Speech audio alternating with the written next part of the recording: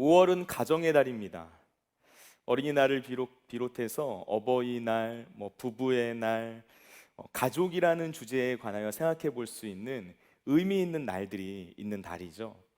그래서 우리 교회는 오늘 가가오 페스티벌로 함께 모이면서 가장 가까운 이웃이라고 말할 수 있는 가족에 대해서 생각하는 시간들을 가지고 있습니다. 여러분, 그런 의미에서 우리가 방금 읽었던 이 본문 내용들을 이제 보셨으면 느끼셨겠지만, 우리 목사님이 제정신이 아니구나. 가정의 달을 맞이해서 육신의 부모님을 부정하는 듯한 이런 설교 본문을 정하다니 목사님이 이상해졌구나. 이런 생각 하실 수 있을 것 같은데요. 여러분, 우리가 읽은 이 본문의 내용 한번 간략하게 요약을 해볼게요. 어느 날 예수님의 가족들, 예수님의 어머니 마리아와 그리고 예수님의 동생들이 예수님을 찾아온 거예요. 그런데 예수님이 수많은 군중들에게 둘러싸여져 있어서 그 가족들이 예수님을 만날 수가 없는 상황이었던 거죠. 그래서 누군가 어떤 사람이 예수님께 가서 지금 가족들이 당신을 만나기 위해 기다리고 있습니다라고 말을 전해 주었습니다. 그런데 거기에 대한 예수님의 반응이 우리를 깜짝 놀라게 하는 거예요. 자, 일반적으로 가족이 찾아왔다라고 하면 어떻게 반응하는 게 맞을까요? 내가 지금 하고 있던 일들을 잠시 멈추고 가족들을 만나러 가거나, 아니면 내가 지금 하고 있는 이 사역이 너무나 바쁘니까 가족들한테 잠깐 기다리라고 부탁을 하는 어떤 이런 행동을 취하지 않겠습니까?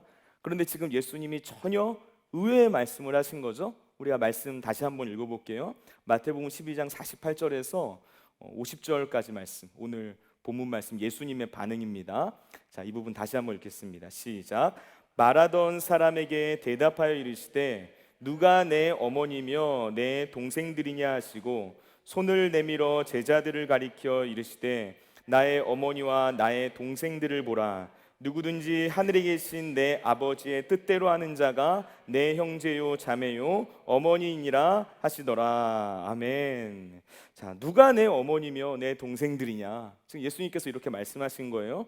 그러면서 손을 내밀어서 가리키신 거죠. 누굴 가리킨 겁니까? 제자들을 가리킨 거예요. 제자들을 가리키시면서 저기 있는 저 제자들이 바로 나의 가족이다, 이렇게 이야기를 하신 겁니다. 여러분, 한번 제가 상상을 해봤어요. 우리 아내가, 제가 막 사역을 하고 있는데 너무 바빠요. 근데 아이들을 데리고 저를 찾아온 거죠. 그래서 지금 나를 만나길 원한다 그랬는데 제가 당신은 내 가족이 아닙니다, 여기 있는 우리 청년 지체들이 저의 가족입니다, 이야기하면 어떻게 될까요, 여러분? 다음 주에 저를 못 볼지 모릅니다. 너무나 간단하게 정리되는 얘기잖아요. 여러분, 도대체 예수님께서 왜 이런 말씀을 하신 걸까요? 가족들하고 싸웠을까? 친족들, 자신과 가까운 그 사람들이 예수님을 미쳤다라고 이야기를 했다고 성경에 나와 있거든요. 자기와 가까운 사람들이 자기를 인정해주지 않으니까, 자기를 알아주지 않으니까, 그래서 붙잡으러 오니까 그들과 거리를 두셨던 것일까? 아니면 다른 사람들은 다 자기를 믿는데 가족들은 나를 믿지 않으니까 거기에 대한 어떤 실망감이 있으셨던 것일까? 여러 가지 많은 생각들을 할 수 있게 만들어주는 그런 본문입니다. 여러분, 우리가 이 복음서 말씀을 읽다 보면은 예수님께서 어떤 복음의 진리에 대한 내용을 가르치실 때 특별한 반전을 통해서 사람들을 가르치시는 경우들이 있어요. 사람들이 일반적으로 예상할 수 있는 반응이 있는데 그 반응, 그 범주를 넘어서는 말씀을 통하여서 의외의 말과 행동을 하시는 거죠. 그래서 사람들이 그 말씀을 아주 강렬하게 기억할 수 있도록 만들어 주셨던 거예요. 그런 방식으로 하나님 나라를 설명하고 복음의 의미를 전파하셨던 거죠. 여러분, 이게 바로 예수님께서 복음을 가르치고 하나님 나라를 설명한 하나의 방식이었습니다. 그런 관점에서 우리가 읽은 이 본문 말씀을 이해해 보면은 이 시대의 현실 가운데서 오늘 예수님께서 주신 이 말씀이 정말 의미가 있구나, 여기에서 이해하고 있는 이 가족이라는 개념이 너무나 중요하구나 하는 사실을 생각할 수가 있습니다. 자, 그런 의미에서 오늘 생각해 볼 첫 번째는 가족은 소중하다입니다. 가족은 소중하다. 여러분, 우리는 먼저 예수님께서 이 육신의 가족을 굉장히 소중하게 생각하셨다라는 사실을 기억했으면 좋겠습니다. 사실 이것은 성경에 나오는 곳곳의 메시지들을 통해서 살펴보면은 충분히 이해할 수 있는 내용이에요. 누가복음 2장 말씀을 보시면 예수님의 유년 시절에 있었던 한 사건이 나오거든요.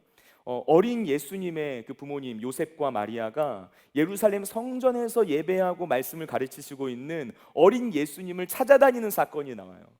여러분, 그 사건이 있은 다음에 예수님께서 부모와 함께 나사렛으로 돌아가셨는데, 그 나사렛으로 돌아가신 이후에 예수님의 삶, 그 예수님의 어린 시절의 삶에 관하여 성경이 뭐라고 기록을 해놓냐면 부모에게 순종하여 지냈다라고 기록을 하고 있어요. 그러니까 예수님의 어린 시절을 기록하면서 예수님의 어린 시절은 철저하게 부모에게 순종하는 삶이었다라고 정리를 해주는 거예요. 여러분, 성경은 하나님의 아들이신 예수님께서 죄를 알지 못하는 분이시다, 죄가 없으신 분이시다라고 설명합니다. 구약의 10계명의 5번째 계명 뭐죠? 5번째 계명 뭘까요? 맞습니다. 양육 훈련 하시는 분들 아마 다 아실 거예요. 내 부모를 공경하라. 부모 공경에 대한 내용이 이 10계명의 5번째 계명에 나와요. 여러분, 예수님께서 죄가 없으신 분이니까 이 내 부모를 공경하라라는 10계명의 5번째 계명, 이걸 철저하게 지키시면서 사셨다는 겁니다. 여러분, 예수님께서 십자가에 달려 돌아가실 땐 어떤가요?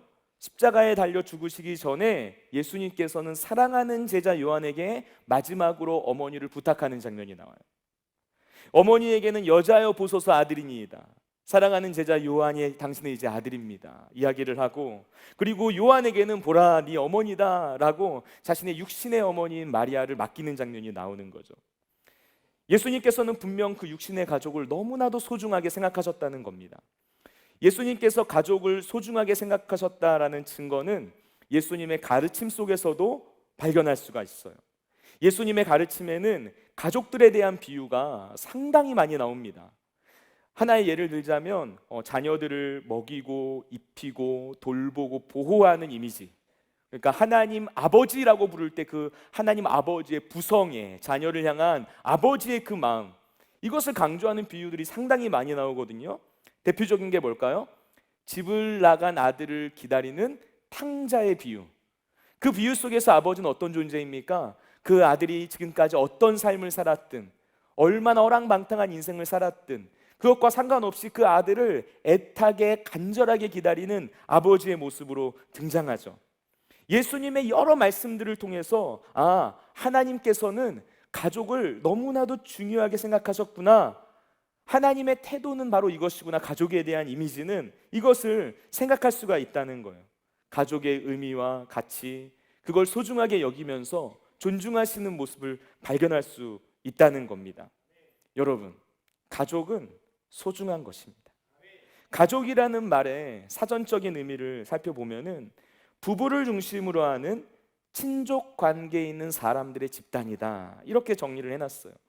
세계 인권선언의 16조 3항을 보면은 가정은 사회의 자연적이고 기초적인 단위이며 사회와 국가의 보호를 받을 권리가 있다라고 정리를 해놨습니다. 여러분, 그러니까 이 가족이라는 것은 아주 가까운 관계 가운데 있는 사람들을 의미하는 말이고요, 동시에 그 사회의 기초적인 단위를 의미한다라는 거예요. 여러분, 기초가 뭔가요? 기초는 뿌리이자 토대입니다. 모든 것이 거기에서부터 시작되는 거예요. 이것이 없이는 그 위에 그 어떤 것도 세울 수 없는 것, 이것을 바로 우리는 기초라고 말을 하죠. 예수님께서는 기초가 얼마나 중요한 것인지를 명확하게 알고 계셨어요. 예수님의 산상수훈 말씀, 그 말씀의 결론을 보면 반석 위에 지은 집과 모래 위에 지은 집에 대한 비유를 말씀하시죠. 예수님께서 전하시는 이 말씀을 듣고 그 말씀대로 행하는 사람들은 그 집을 반석 위에 지은 지혜로운 사람들이다 이야기하십니다. 반석 위에 집을 지은 사람들은 아무리 심한 바람이 불고 폭풍우가 몰아쳐도 그 집이 무너지지 않는다는 거예요. 끄떡이 없다는 겁니다. 다른 말로 바꾸면 뭔가요? 그 사람은 기초가 튼튼한 사람이야 라는 것을 의미한다는 거죠. 반면에 모래 위에 집을 지은 어리석은 사람은 어떤 사람입니까? 예수님의 말씀을 듣고도 행하지 않는 사람이다. 그 사람은 비가 오고 바람이 불고 파도가 몰아치면 무너져버리고 만다, 무너져버리는 집과 같다 말씀을 하시는 거예요. 그냥 무너지는 것이 아닙니다. 그 무너짐이 심하니라라고 기록이 되어 있어요. 버티지 못하고 견디지 못한다는 것이죠. 한마디로 정리하면 뭔가요? 기초가 부실하다라는 거예요. 기초가 없기 때문에 위태롭고 위험하다. 여러분, 기초가 없으면 그 어떤 것도 그 위에 세울 수가 없어요. 가족은 기초입니다. 그래서 너무나도 소중하고 중요한 거예요. 여러분, 이런 관점에서 하나님의 이 창조의 원리를 한번 생각해 보시기 바랍니다. 하나님께서 이 세상 가운데 하나님의 나라를 세우시고자 큰 그림을 그리셨을 때 학교나 회사나 어떤 자선단체와 같은 것들을 만들어서 내가 하나님 나라를 세워봐야 되겠다라고 생각하지 않으셨다는 거예요. 하나님께서 이 땅 가운데 세우신 기관 딱 두 가지가 있습니다. 뭐죠? 첫 번째는 가정, 두 번째는 교회입니다. 가정과 교회. 가정과 교회를 통해서 하나님 나라를 세우시려는 큰 그림을 그리셨다는 거죠. 여러분, 이게 무엇을 의미하는 말일까요? 이 세상 가운데 하나님 나라가 세워질 수 있도록 지탱해 주는 기초가 바로 가정이고 교회이다라는 것을 의미한다는 거예요. 여러분, 그렇기 때문에 특별히 가정은 하나님께서 구원 역사를 이루어 가시기로 첫 시작점, 첫 출발점을 만든 기관이기 때문에 너무나도 중요한 거예요. 가정은 너무나도 소중한 것입니다. 왜냐? 그것이 기초이기 때문에 그래요. 그래서 예수님께서도 가족을 소중하게 생각하신 거죠. 이 시대 가운데서 사단이 왜 가정과 교회를 공격할까요? 왜냐? 그것이 기초이기 때문에 그런 거예요. 기초가 부실하면 그 위에 그 다른 어떤 것도 세울 수가 없습니다. 그걸 알기 때문에 사단은 가정과 교회를 향하여 끊임없이 공격을 하는 것입니다. 교회를 향한 공격, 이 시대의 한국 교회를 향한 어떤 공격들, 여러분, 우리가 이 시대를 살아가면서 교회가 해나가는 모든 일들이 다 옳다라고 말할 수 없다는 게 어쩌면 우리의 아픔일 수 있겠죠. 그렇기 때문에 그 부분에 대해서는 이제 다음에 기회가 되면 좀 이야기를 하고요. 가정에 대해서 한번 주목하여 보길 바래요. 부모와 자녀 사이에, 형제 사이에, 가정 안에서의 그 수많은 사건과 사고들, 그런 관계의 영역에 대한 무차별한 폭격이 가해지고 있는 이 현실, 여러분, 이 시대의 그 현실이 보이십니까? 그 결과로 인하여서 끊임없이 가정들이 해체되고 가정들이 깨어지는 일들을 우리는 지금 경험하고 있다라는 거예요. 이 모든 현실, 이 모든 현상의 이면에 영적인 문제가 자리 잡고 있구나 하는 것을 우리는 알아야만 합니다. 현대사회에 정말 많은 문제들이 있어요. 그런데 이 사회에서 발생하는 이 모든 문제들의 핵심을 들여다보면 그 원인이 어디로 집중되냐면 그 사회를 이루는 가장 중요한 기초적인 단위인 가정이 붕괴된 것에 있다라고 말을 할 수가 있는 것이죠. 사람들이 이 사회를, 우리나라를 좋게 만들어 보겠다고 온갖 방법들을 동원해서 무언가를 해 나가려고 합니다. 하지만 그게 쉽지가 않아요. 그 이유가 어디에 있을까요? 기초를 건드리질 못하기 때문에 그런 거예요.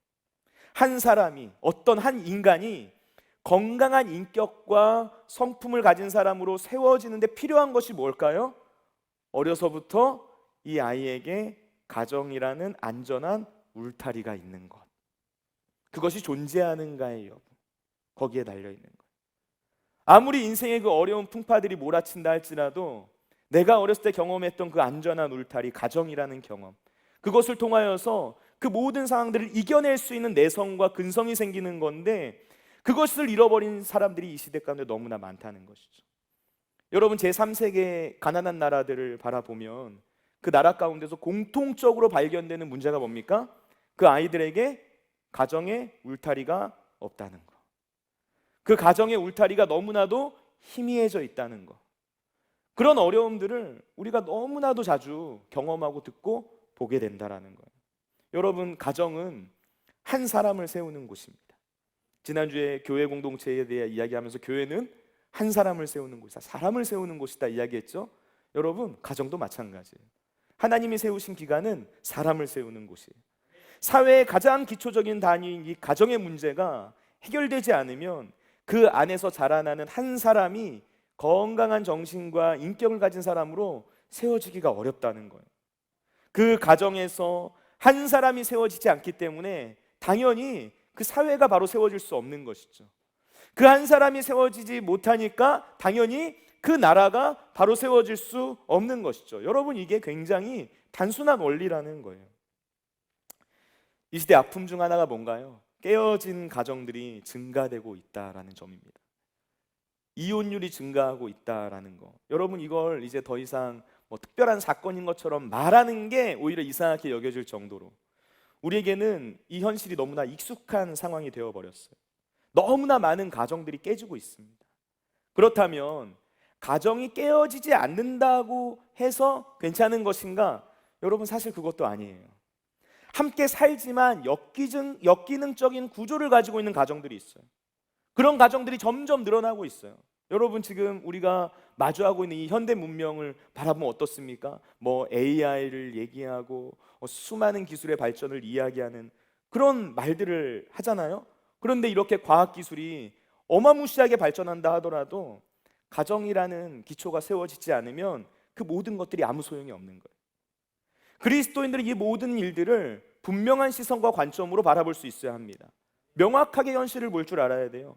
아무리 기술이 발전한다 해도 기초가 세워지지 않으면, 가정이 바로 세워지지 않으면 한 사람의 건강한 인간이 세워지지 못하는 거예요. 주님의 나라가 세워질 수 없다라는 거예요. 여러분, 작년 말에 이 송길영이라는 분이 쓴 시대 예보, 핵개인의 시대라는 책이 있습니다. 작년에 출간됐는데요. 사실 꽤 많은 사람들이 주목했던 책이에요. 혹시 이 책에 대해서 얘기를 들어보신 분들 계실지 모르겠어요. 이 책에서 사용하고 있는 이 핵개인이라는 말, 이 책에서 이 송기령이라는 분이 이 말을 쓰면서 최근에 사실 좀 많이 사용되고 있는 것 같아요. 가족의 개념이 어떻게 변했는가? 농경시대는 대가족이었다. 많은 사람들이, 많은 가족들이 함께 모여서 살아가는 그런 시대였다. 그런데 산업화 시대에 이르게 되니까 핵가족의 개념이 등장했다. 그래 사람들이 도시로 상경하고, 우리나라 같은 경우도 그러면서 그 가정들이 쪼개져서 굉장히 작은 단위의 가족의 구성원들이 이제 함께 살아가게 되는 그런 모습들이 이 시대 안에 보여졌다 말을 하죠. 그런데 지금 어떻습니까? 4차 산업혁명 뭐 이야기하는 지금 이 시대 가운데 이르러서는 핵개인의 시대가 왔다 말을 한다는 거예요. 여러분, 핵개인은 뭡니까? 부모를 비롯해서 가족이나 타인에게 의지하지 않는 존재, 철저하게 개인으로 살아가려는 그런 사람들이 점점점 더 많아지고 있는 시대를 살아가고 있다 이야기하는 것이죠. 여러분, 지금 제가 이 핵개인에 대한 어떤 장단점을 논하려는 게 아니에요. 이런 현상이 나타남에 따라서 우리가 직면하게 된 분명한 현실에 대해서 한번 이야기를 하려는 거예요. 그 현실이 뭔가, 우리가 독립적인 주체로서의 핵개인, 가족 구성원들, 예전에 이야기했던 전통적인 핵가족이라는 개념, 4인 가족의 개념에서도 완전히 벗어난 철저하게 혼자가 되어져서 살아가려고 하는 사람이 필연적으로 마주하게 되는 문제에 대하여 말하려는 거예요. 그 문제가 뭡니까? 바로 외로움이에요. 외로움. 작년에 엠브레인 트렌드 모니터라는 곳에서 외로움에 관련된 인식조사 보고서를 발표했어요. 그런데 거기에서 우리나라 국민 중에 외로움을 느끼고 있다라고 대답한 사람들의 퍼센트가 몇 퍼센트로 나왔냐면 53%가 나왔어요. 기독교인들은 조금 나을까? 얼마 전에 목회데이터 연구소라는 곳에서 한 조사에 따르면 기독교인들이 외로움을 느끼고 있다라고 답을 했는데 그 퍼센트가 몇 퍼센트냐면 46%가 나왔어요. 그러니까 우리 한국 사회의 일반적인 사람들보다 좀 덜하지만 그래도 46%거든요. 그러니까 이 정도면 거의 절반에 가까운 사람들이 외로움을 느끼고 있다는 거죠. 그러니까 여러분, 가족이 해체되고 경쟁이 심화되어져 가고 있는 지금 이 시대를 살아가는 수많은 사람들이 무엇을 느끼고 있는가? 외로움을 느끼고 있고, 이걸 다른 말로 바꾸면 이 외로움의 문제와 치열하게 싸우고 있다라는 것을 의미한다는 거예요. 외로움의 문제로 호소하는 청년들이 있더라고요. 신방을 하거나 이렇게 상담을 하거나 하면은 그 마음과 그 인생 속에 있는 깊은 고독과 외로움, 단순히 나한테 남자친구 없어요, 여자친구 없어요 하는 이런 외로움 말고 한 인간으로서 내가 깊이 경험하는 그런 외로움에 대하여 호소하는 청년들을 가끔 마주하게 됩니다. 작년에 우리 공동체가 성탄절 맞이하여서 우리 교회 가운데 있는 이제 홀로 계시는 어르신들 방문하는 시간을 가졌어요. 그때 정말 깜짝 놀랐던 게, 저도 목회자로서 정말 이 시대 안에 혼자 계시는 어르신들이 많고, 그분들이 단순히 누군가와 대화를 나눌 사람이 없어서 외롭게 그 하루하루를 버티듯이 살아가시는 분들이 있구나 하는 것을 깨닫게 되었습니다. 우리가 조금만 눈을 돌려서 우리 주변을 살펴보면 그런 분들이 너무나도 많다는 것이죠. 제가 어떤 목회자 세미나를 우연히 듣게 됐는데, 그 세미나에서 어떤 목사님이 이야기를 하시는 거예요. 자신이 섬기는 그 교회 안에 어르신이 계시는데 어느 날 그 어르신이 주일 예배를 나오질 못하셨대요. 이분이 원래는 항상 예배를 드리시는 분이고, 그래서 예배를 빠지게 될 경우에는 특별하게 구역장님이나 뭐 이렇게 주변의 지인들에게 내가 오늘 예배를 못 갈 것 같아 라고 얘기를 해주셨는데, 그런 연락도 없이 나오질 않으셨다는 거죠. 그래서 걱정이 돼서 찾아가 봤더니 집에서 홀로 숨을 거두셨다. 그래서 우리 교회에서 그 장례를 감당을 해드렸다. 이런 이야기를 하시는 내용을 들은 적이 있습니다. 이런 것들이 우리 주변에서 너무나도 많이 일어나고 있고, 이 현실들이 점점 우리에게 더 가깝게 느껴질 수 있도록 다가오고 있다라는 것이죠.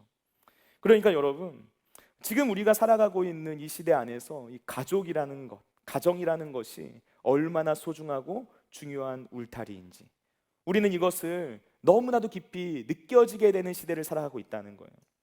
가족은 울타리입니다. 가족은 내가 쉴 수 있는 울타리가 되어주고요, 내가 보호를 받는 울타리가 되어줘요. 어린아이가 있습니다. 이 아이가 엄마가 보이면은 그 엄마를 향해서 언제든지 달려들어요. 방금 전에 엄마가 혼을 냈는데도 그래도 엄마이니까 그 엄마의 품에 안기는 것이죠. 그게 바로 아이입니다. 엄마의 품은 따뜻한 울타리가 되어주는 공간이죠. 그런데 이 시대에 그 울타리를 잃어버린 것 같은 사람들이 너무나도 많다는 거예요. 인생에 따뜻한 품이 없는 사람들, 기초가 무너져 버리니까 인생에 안정감이 없죠. 늘 불안하고 두렵고 외롭고 쓸쓸해지는 것입니다. 여러분, 창세기에서 죄를 짓고 하나님의 품을 떠난 인간의 실존이 뭐였나요? 하나님을 피하여 두려움을 느끼는 존재가 되는 거예요. 탕자의 비유에서 아버지의 품을 떠난 탕자는 어떤 존재가 되었나요? 그 인생의 어떤 소망과 희망을 발견할 수 없는 존재가 되었습니다. 울타리가 사라진 존재의 현실인 것이죠. 여러분, 우리가 오늘 읽은 이 말씀은 바로 이러한 시대의 현실 가운데서 의미를 주는 말씀입니다. 우리가 지금 마주하고 있는 이 현실 속에서 이 말씀을 생각하면, 예수님께서 왜 자신의 육신의 가족이 가족이 아니라 제자들을 가리켜서 나의 가족이라고 말씀하셨는지 그 의미를 알 수 있다라는 것입니다. 여러분, 그래서 오늘의 두 번째는 가족 그 이상의 가족이 있다라는 것입니다. 가족 그 이상의 가족이 있다. 예수님께서 왜 자신의 육신의 가족이 가족이 아니라 제자들을 가리켜서 나의 가족이라고 말씀하셨는가? 그 이유를 알기 위해서는 본질적인 질문을 한번 던져봐야 돼요. 그것은 하나님의 아들이신 예수님께서 왜 육신의 몸을 입고 이 땅 가운데 오셨는가 하는 점입니다. 여러분, 예수님께서 이 땅 가운데 인간의 몸을 입고 오신 이유가 무엇입니까? 예수님께서는 모든 죄인들을 대신하여서 자신의 목숨을 내어주시기 위해 이 땅 가운데 오신 거예요. 십자가에 달려 죽으심으로써 모든 사람들을 살리기 위해 이 땅 가운데 오신 것입니다. 단순히 육신의 부모를 섬기기 위해 이 땅 가운데 오신 것이 아니라 모든 죄인들을 섬기기 위해서 이 땅 가운데 오셨다는 거죠. 예수님의 육신의 핏줄, 그 형제들과만 친밀한 사랑을 나누기 위해서 이 땅 가운데 오신 것이 아니라는 거예요. 자신의 핏값으로 사서 하나님의 자녀가 된 모든 형제 자매들과 더불어서 영생을 누리는 그런 은혜를 받게 하려고 예수님께서 인간의 몸을 입고 이 땅에 오셨다는 것입니다. 여러분, 예수님께서는 이 땅에서의 일시적인 시간과 한정된 장소에 존재하는 육적인 가족에 대한 사랑을 넘어서 영원한 시간과 무한한 공간 속에 존재하는 영적 가족에 대한 사랑을 위해 육신의 몸을 입고 이 땅 가운데 오셨다는 거예요. 여러분, 신앙생활 하시면서 이 방향성을 꼭 기억하셔야 돼요. 그러므로 오늘 예수님께서 하신 말씀, 누구든지 하늘에 계신 내 아버지의 뜻대로 하는 자가 내 형제요 자매요 어머니이니라, 이 말씀에는 예수님의 간절한 소망이 담겨 있다고 볼 수 있어요. 주님께서는 지금 이 말씀을 듣고 있는 모든 사람들, 거기에는 예수님의 육신의 부모님과 형제들이 포함됩니다. 그 가족들이 포함되는 거예요. 그들을 포함하여 이 말씀을 듣고 있는 모든 사람들, 그들이 예수님을 통하여서 하늘에 계신 하나님을 아빠, 아버지라고 부를 수 있게 되기를 간절히 원하셨던 거예요. 입술로만 하나님을 아버지라고 부르는 것이 아니라 하나님 아버지가 정말 그들의 삶 속에 실제가 되어서, 그들의 삶 속에 경험되어져서 하나님이 정말 내 인생의 아버지이십니다라고 고백할 수 있는 존재가 되기를 간절히 바라신 것이죠. 하나님 아버지를 진정으로 사랑해서 누가 시켜서 하는 것이 아니라 자원하는 심령으로 주님을 예배하고 주님을 사랑하고 주님의 뜻대로 살아가는 하나님의 자녀가 되기를 주님께서는 이걸 원하셨던 거예요. 여러분, 예수님은 새로운 가족, 영적인 공동체를 꿈꾸셨어요. 영적인 가족을 꿈꾸셨다는 거예요. 더 구체적으로 말하면 교회를 꿈꾸신 거예요. 교회는 새로운 형태의 영적인 가족 공동체라는 것입니다. 예수님을 믿고 그리스도인으로 거듭나게 된 그 순간부터 우리는 그 새로운 가족 공동체 구성원이 되는 거예요. 일원이 되는 것입니다. 우리가 교회에서 흔히 형제님, 자매님 이렇게 부르잖아요. 그 호칭을 사용하지 않습니까? 왜 우리가 이 형제님이라 부를까? 왜 우리가 자매님이라고 부르는 것일까? 왜냐하면 우리가 진짜 하나님을 아버지로 모신 형제이고 자매가 되었기 때문에 그런 거예요. 가족이라는 것은 이 혈연으로 맺어진 존재 아닙니까? 그런 관계 아닙니까? 그런데 새로운 영적 공동체인 교회도 피로 관계가 맺어져 있어요. 어떤 피인가요? 예수 그리스도의 피라는 것입니다. 예수 그리스도의 피로 영적인 관계가 맺어진 거예요. 가족이 된 거예요. 예수님께서는 바로 그 영적인 가족에 초점을 맞추고 이 말씀을 하신 거예요. 여러분, 혈육은 굉장히 강력한 힘을 가지고 있어요. 아이들도 학교에 가서 내 동생이 어디서 맞고 왔다 그러면은 형이 발끈합니다. 그렇지 않습니까? 혈연으로 맺어진 관계는 굉장히 끈끈해요. 세상 어디에서도 찾아보기가 힘든 그런 끈끈하고 강력한 연결고리가 된다는 것이죠. 여러분, 그런데 예수님께서 그 이상을 지금 말씀하신 거예요. 주님께서는 새로운 공동체를 통하여서 하나님 나라를 보여주시길 원하신 거예요. 그래서 예수님께서 12제자들을 데리고 다니면서 아침부터 저녁까지 밤낮으로 함께 침식을 같이 하시면서 그들과 공동생활을 하신 거예요. 그들에게 영적인 가족 공동체라는 것을 알려주시기 위해서, 우리는 하나님 나라의 영적 가족 공동체가 되었다라는 사실을 깨닫게 해주시려고 그것을 삶으로 직접 보여주신 것이죠. 여러분, 세상에 살면서 맺어온 모든 관계들은 어느 순간 그 관계가 끊어지는 때가 있어요. 아무리 친밀해도 분리되는 순간이 있습니다. 아무리 끈끈해 보였던 육신의 관계도 이 땅에서 끝나는 때가 와요. 내가 가지고 있는 좋은 것을 아무리 내 자녀들, 내 친족들에게 나누어 주고 싶어도 그걸 할 수 없는 한계가 찾아온다는 거예요. 우리는 이 땅에서 사는 동안에 육신적인 가족과의 관계성 안에 살아갑니다. 그런데 그것을 뛰어넘어서 동시에 영적인 가족 공동체 안에서 살아가고 있다는 사실, 여러분, 우리는 이것을 기억해야 된다는 거예요. 주님은 하나님 나라의 가족 기준, 영적인 가족의 기준이 무엇인지를 오늘 말씀 속에서 제시하고 계세요. 누구든지 하나님의 뜻대로 행하는 자가 내 형제요 자매요 어머니다. 새로운 가족, 영적인 가족 공동체는 하나님의 뜻을 따르는 사람들로 구성되는 것이구나 알 수가 있는 거예요. 새로운 가족은 하나님 안에서 하나님의 뜻을 따르는 사람들을 통하여서 이루어지는 거예요. 여러분, 이 교회 공동체라는 곳은 다 똑같은 사람들이 모이는 곳이 아닙니다. 너무나도 서로 달라요. 성격이 다르고 배경도 다르고 그리고 여러 가지 삶의 그 문화와 흐름이 다 다릅니다.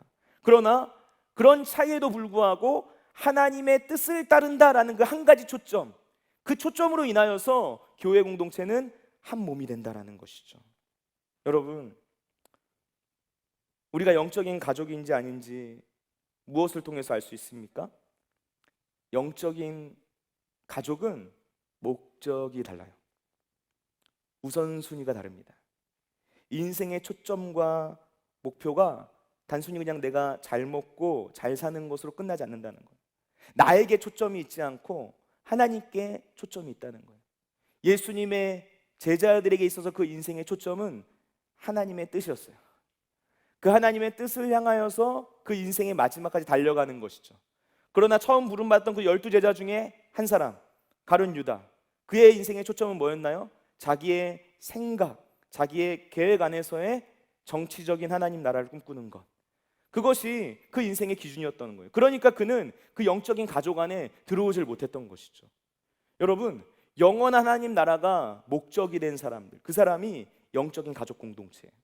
주님의 나라가 이 땅 가운데 임하기를 간절히 바라는 사람들, 그들이 영적인 가족입니다. 우리가 기도합니다. 하늘에 계신 우리 아버지요, 뜻이 하늘에서 이루어진 것 같이 땅에서도 이루어지기를 바랍니다. 예수님께서 가르쳐 주신 기도예요. 주기도문의 시작입니다. 예수님께서 뭐라고 말씀하십니까? 하나님을 아버지로 모신 사람들의 첫 번째 기도 제목은 뜻이 하늘에서 이루어진 것 같이 땅에서도 이루어지기를 바라는 사람들이다. 이거를 주기도문을 통해서 알려주시는 거예요. 그 사람들이 바로 영적인 가족이라는 것입니다. 여러분, 그래서 거듭나는 것이 중요해요. 그리스도 안에서 새롭게 태어나시는 것이 중요합니다. 예수님께서 육으로 난 것은 육이요 영으로 난 것은 영이다 말씀하셨어요. 영으로 다시 태어난 사람들, 하나님의 뜻을 따라 살고자 하는 새로운 본능이 그 마음 가운데 생겨나는 거예요. 추구하는 가치가 다르고 내면에서부터 일어나는 그 욕구가 다른 거예요. 육적인 것을 따라 살아가는 것이 아니라 영적인 것을 추구하며 살아가게 된다라는 것이죠. 세상의 나라가 아니라 하나님 나라에 눈을 뜬 사람들, 그래서 그때부터 새로운 삶을 향하여서 발걸음을 내딛는 사람들, 그들이 바로 하나님의 가족들이다라는 거예요. 제가 우리 청년분들에게 목회자로서 권면하고 싶은 게 있어요. 연애를 하거나 결혼을 하거나 누군가 이성을 만날 때 하나님 나라의 비전이 같아야 돼요. 그 이유가 뭘까요? 명료하고 단순하게 정리가 돼요. 한 사람은 세상적 욕망을 따라서 살아갑니다. 근데 다른 한 사람은 영적인 가치를 따라가는 거예요. 그걸 추구하려고 살아가려고 하는 거예요. 여러분, 이 연애와 이 결혼이 얼마나 어렵겠습니까? 그냥 단순하게 생각해 보면은 커플들이 여러 가지 일로 갈등할 수 있어요. 그런데 일치된 목적과 방향이 있으면 그 갈등의 상황을 이겨낼 수 있어요. 그 일치된 목적과 방향이 뭡니까? 하나님의 뜻인 거죠. 우리 그리스도인들은 그 하나님의 뜻이 있으면 그 안에서 어려움이 있어도 이기고 헤쳐나간다라는 거예요. 한 사람은 하나님의 뜻엔 전혀 관심이 없어요. 돈을 벌고 인생의 어떤 안정을 추구하고 평안히 살아가는 일에만 몰두를 해요. 즐겁게 사는 것. 그런데 다른 한 사람은 하나님의 뜻을 추구하고 하나님 나라를 세워가고 그 가운데 하나님의 뜻이 무엇인지를 바라보면서 가치 있는 일, 비전이 있는 일을 추구하고 살아가려고 합니다. 여러분, 이 관계가 얼마나 어렵겠느냐는 거예요. 단순하지 않습니까? 오늘날 여러 가정들이 깨어지는 아픔을 겪어요. 먼 얘기가 아니에요. 우리 신혼부부분들하고도 어떤 공동체 모임을 하거나 이야기를 나눠보면 주변에 그런 일들이 너무 많다 하는 이야기들을 듣게 돼요. 여러분, 가정들이 깨어질 때 원인이 너무 다양합니다. 근데 그걸 보면서 느껴지는 거예요. 뭐가 느껴지느냐? 영적인 결속 없이 인간적인 정으로만 가정을 유지하며 산다는 것은 너무나도 힘든 일이구나. 이것이 보이는 거예요. 이것이 느껴지는 거예요. 여러분, 혹시 연애하는 분들 계세요? 여기서 철저하게 저한테 비밀로 하고 연애하는 분들 계실 수 있는데 여러분, 어떤 관계가 건강한 관계일까요? 하나님의 어떤 뜻 안에서 어떤 관계가 건강한 관계인가 분별할 수 있는 기준이 있어요. 서로가 그 만남을 통해서 영적으로 성장하고 있다면 그것은 건강한 관계예요. 좋은 관계입니다. 그 사람과의 만남을 통해서 하나님을 더 사랑하게 됐어요. 하나님을 더 깊이 알게 됐어요. 하나님을 더 경험하게 됐어요. 이웃을 더 사랑하게 됐어요. 예수님의 제자를 삼는 그 한 사람을 세우는 삶을 살아가게끔 변화되고 있어요. 그러면 좋은 관계, 건강한 관계예요. 저는 이제 우리 공동체 이제 신혼부부분들 지금 여기 다 예배드리고 있는데 각각의 가정도 제가 원래 시간이 좀 있었으면 다 칭찬하려고 그랬는데 시간이 없어 칭찬을 못 하겠네. 아쉽지만 개인적으로 제가 따로 얘기를 할게요. 신혼부부분들 보면서 정말 큰 도전을 받고 저도 너무나도 축복하고 싶은 마음이 생겨요. 여러분, 우리 청년들에게 이야기합니다. 우리 신혼부부분들이 우리 공동체에서 함께 신앙생활하면서 그 믿음에 좋은 영향력을 주는 것, 우리 공동체에 주어진 굉장히 큰 축복이에요. 그런 믿음의 선배들, 그런 사람들이 있다는 것 자체가 큰 축복입니다. 그러나 여러분, 거기서 멈추면 안 돼요. 아, 축복이니까 누려야지. 이게 끝이 아니라는 거예요. 여러분, 도전하셔야 되는 거예요. 계속 그 길로 나가야 되는 거예요. 그래야 하나님께서 기뻐하시는 뜻이 여러분의 삶 속에 이루어진다라는 거예요. 연애를 하고 있구나. 앞으로 연애를 하게 될 예정인 분들, 없어도 마음 가운데 간절함으로 난 할 예정이다라는 믿음을 가지고 나아가는 분들, 여러분 꼭 기억하세요. 여러분, 어떤 관계는 연애를 시작하면서부터 하나님과 멀어지더라고. 보니까 표시가 안 나요. 처음에 영적인 침체는 늘 그런 식이에요. 자기도 잘 몰라요. 서서히 내려가기 때문에 단번에 꼬꾸라지는 경우는 거의 없습니다. 서서히 내려가는 거예요. 내가 알아채지 못할 정도로 아주 조금씩 주님과 멀어지는 거죠. 조금씩 세상의 유혹과 죄에 빠지게 돼요. 조금씩 타협하게 되는 거예요. 적당하게 살게 되는 거예요. 제가 목회하면서 그런 커플들, 그런 부부들, 하나님과 멀어지는 상황들, 그런 경우를 직간접적으로 많이 보고 듣고 경험하게 됐어요. 여러분, 하나님께서 나에게 이 사람을 정말 사명으로 맡기셨다. 그리스도를 아직 모르지만, 예수를 모르지만 나에게 정말 이 사람을 사명으로 맡기셨다. 그렇다면 괜찮아요. 그것이 하나님의 뜻이라면 그렇게 해도 좋아요. 하나님께서 그 과정을 통해서 당신을 하나님의 사람으로 세우실 거예요. 그리고 그를 구원하실 거예요. 성장시키실 거예요. 그러나 그것이 아니라면, 명확하게 주어진 사명이 아니라면 여러분, 기도하면서 잘 분별하시면 좋겠어요.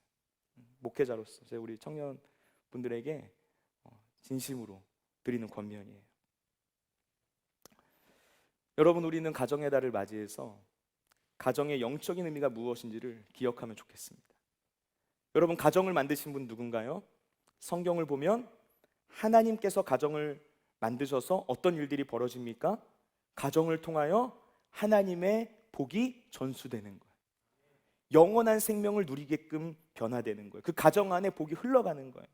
아브라함에서부터 시작된 그 하나님의 복이 이삭에게, 그리고 야곱에게, 그리고 그 수많은 이스라엘 민족과 백성들에게 끊임없이 퍼지게 된다는 것입니다. 여러분, 그러니까 영적인 관점에서 이 가정이라는 울타리에 가지고 있는 본래의 기능은 하나님의 축복이 전수되는 장소가 되어야 한다는 것이죠. 여러분, 근데 그것이 교회를 통해서도 동일하게 적용이 됩니다. 영적인 가족 공동체인 교회를 만드신 분 누구입니까? 하나님이십니다. 그래서 교회를 통하여서 하나님의 복음이 전파되고 확장되는 거예요. 이것이 하나님 나라의 영적 원리예요. 여러분, 신앙생활할 때 교회 생활이 아니라 영적인 가족 공동체 생활을 하셔야 돼요.